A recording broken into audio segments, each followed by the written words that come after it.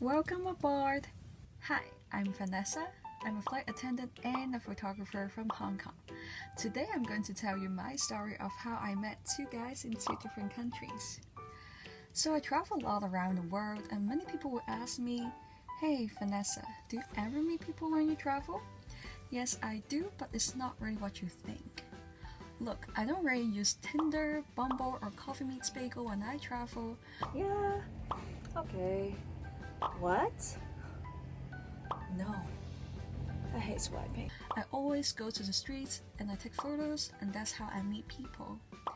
But honestly, when I first started out, I was pretty shy. I would shoot from far away in secret so that people wouldn't notice me. But one time I finally became braver. I saw this guy in Moscow in a park. He saw me and invited me to come closer. Turns out he was the friendliest stranger I've ever met because he put on his sunglasses and even posed for me. And although we didn't really speak each other's language, we had fun and I made a new friend. And the same thing happened in San Francisco. I was in the hippie part of the city enjoying the graffiti. I saw this carefree man sitting next to the wall. He saw me acting like a paparazzi, but we became friends because I told him he would look great for my portrait, and that's how I made another friend. Something so unique about these two men were that they were both homeless. Yeah, you heard me, homeless. What? You see, a lot of people have bias and stigmas against these homeless men. When we see homeless children, women, elderly, we're more comfortable talking to them. But when we see homeless men, we're more afraid. But it's not necessarily their fault.